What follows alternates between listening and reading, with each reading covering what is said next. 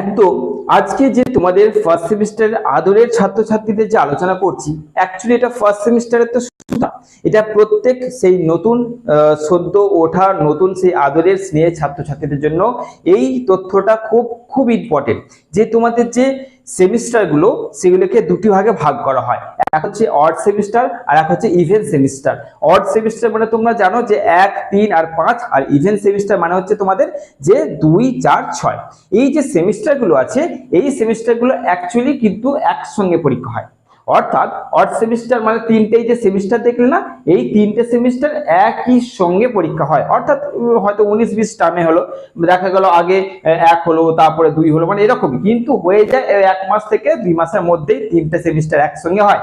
ঠিক সেরকম যে ইভেন্ট সেমিস্টার আছে ওটা মানে পদ্ধতি একই। তাহলে এবার জানতে হবে যে আমার তাহলে যদি এরকম হয় যে অড সেমিস্টার তিনটেই কখন হচ্ছে, আর এটা জানতে হবে ইভেন্ট সেমিস্টার তিনটে দিলে কোন মাস করে হয়, কোন মাসের মধ্যেই এই অড আর ইভেন্ট কমপ্লিট হয়ে যাচ্ছে। আমি তোমাদের পরিষ্কার বলে দিচ্ছি যে তোমাদের যে অড সেমিস্টার আছে অর্থাৎ 1, 3 আর 5 এই যে সেমিস্টারগুলো, এই সেমিস্টারগুলো তোমাদের কখন হয়? এইগুলো হয় তোমাদের জানুয়ারি টু ফেব্রুয়ারি, অর্থাৎ জানুয়ারি থেকে ফেব্রুয়ারি মাসের মধ্যেই কিন্তু এই তিনটে সেমিস্টারের পরীক্ষা কমপ্লিট হয়ে যায়। ওকে, বুঝতে পারলে? জানুয়ারি থেকে ফেব্রুয়ারি মাসের মধ্যে অড সেমিস্টারের পরীক্ষা কিন্তু কমপ্লিট হয়ে যাচ্ছে। এবার আসছে ইভেন্ট সেমিস্টার মানে 2, 4, 6 এই তিনটে সেমিস্টার কোন মাস করে হচ্ছে? এই সেমিস্টার হচ্ছে তোমাদের জুন জুলাই। তাহলে জুন জুলাই মাস করে তোমাদের কিন্তু ইভেন্ট সেমিস্টার হয়ে যাচ্ছে। আর অড নাম্বার যেগুলো, অড সেমিস্টার যেগুলো 1, 3, 5 এইগুলো কখন হয়?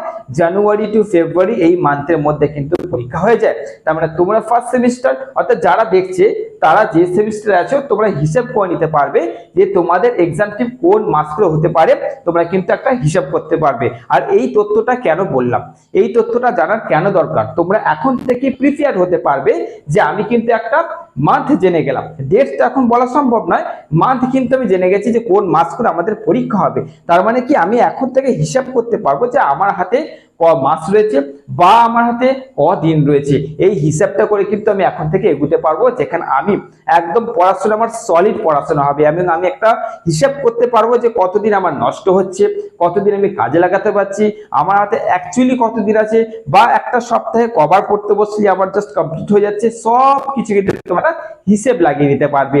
তাই আশা করছি আমার স্নেহের ছাত্রছাত্রীদের কিন্তু ওই ফার্স্ট সেমিস্টার কখন হবে, সেকেন্ড সেমিস্টার কখন হবে এইসব নিয়ে কোনো চিন্তা নেই, তোমাদের একবারে বলে দিলাম। এরপর যদি কিছু নড়বড় হয় সেটা তো তোমাদের আমি তথ্য দেবই, তোমরা শুধু যুক্ত থেকো আর অনেক অনেক ভালোবাসা দিও, নিজেদের অনেক অনেক খেয়াল রেখো, আর অবশ্যই ভালো থেকো, সুস্থ থেকো।